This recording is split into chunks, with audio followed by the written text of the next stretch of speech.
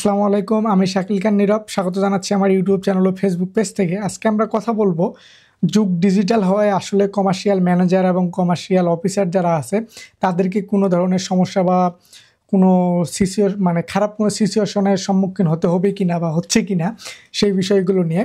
তো আমার প্রথম কথা হচ্ছে যে আমি যখন কমার্শিয়াল শুরু করি ২০১৭ সালে, তখনও কিন্তু আসলে ডিজিটালাইজেশনের যে বিষয়টা, সে বিষয়টা খুব একটা আহামরি কমার্শিয়াল লাইফে বা কমার্শিয়াল যারা কাজ করে কমার্শিয়াল সেকশনে তাদেরকে যে একটা তাদের জীবনযাপনে যে প্রভাব পড়তো তেমনটা কিন্তু না।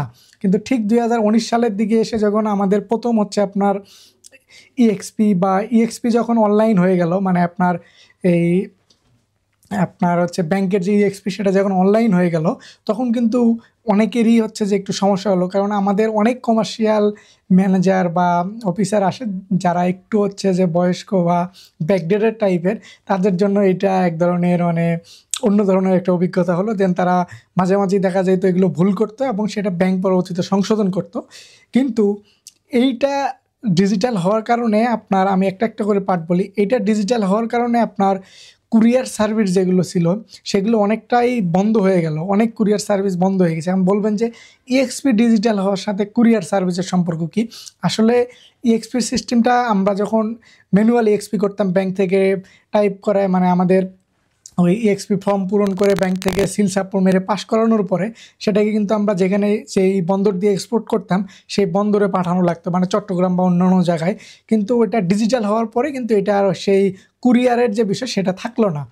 তারপরে আসলো আমাদের ইপিবির যে পার্ট, ইপিবিতে আপনার হচ্ছে জিএসপি অনলাইন হয়ে যখন র্যাক্সে আসলো, তখনও কিন্তু অনেক কমার্শিয়ালের আসলে হচ্ছে সেভাবে আর দরকার পড়লো না কোম্পানির।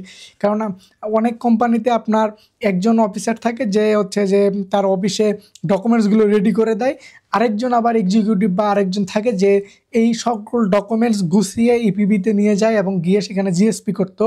কিন্তু র্যাক্স হওয়াতে যে বিষয়টা হলো, সব কিছুই অনলাইন। যে ডকুমেন্টস রেডি করে দিত সে চাইলেই আপনার একবারই ডকুমেন্টসগুলো রেডি করে আপলোড করে দিচ্ছে অনলাইনে, দেন এটা হয়ে যাচ্ছে। প্রসেসটা খুব ইজি।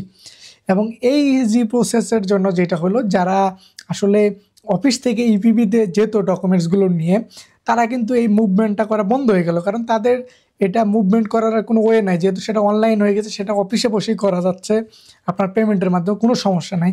কিন্তু যাদের আবার কোরিয়ান সিও বা সিও সাপটা এগুলো ছিল, তাদের জন্য যদিও ইপিবিতে যেতে হচ্ছে, কিন্তু আপাতমস্তকভাবে বলতে গেলে সিও বা সব কিছুই অনলাইন হয়ে যাচ্ছে। হয়তো বা কিছুদিনের মধ্যে সব কিছুই অনলাইন হয়ে যাবে।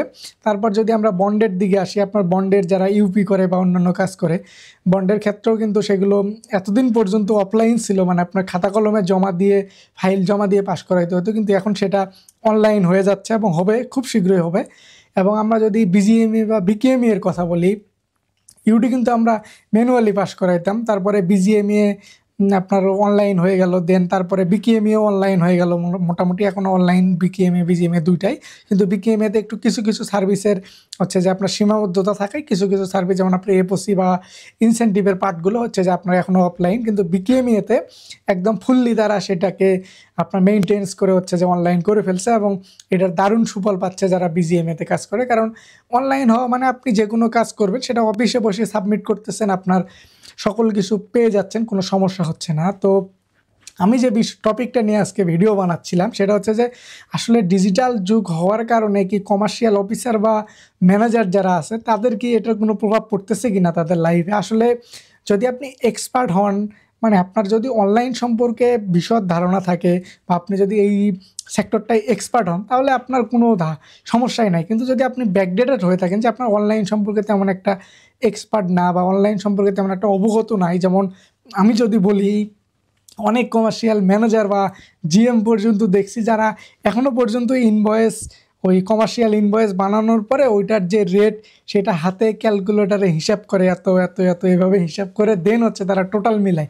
এই ধরনের যদি কেউ থাকে, আসলে তাদের জন্য বর্তমান যে যুগ, এখানে মানে চাকরির মার্কেটে তাদের টিকে থাকে খুব কষ্ট করে। কারণ আপনি যত এখন এক্সপার্ট হবেন বা আপনি হচ্ছে যে যতটা জানবেন যে কোনো বিষয়ে, যতটাই গবেষণা করবেন, বা আপনি একদম কমার্শিয়াল হতে গেলে, একজন দক্ষ কমার্শিয়াল হতে হলে আপনাকে একদম অনলাইন জগতে আপনাকে বিচরণ থাকতে হবে একদম ভালোভাবে, এবং হচ্ছে যে আপনার মেইলিং সিস্টেম থেকে শুরু করে পুরা অনলাইন সিস্টেমটা আপনার আয়ত্ত থাকতে হবে এবং এইগুলোর বিশদ ধারণা থাকতে হবে।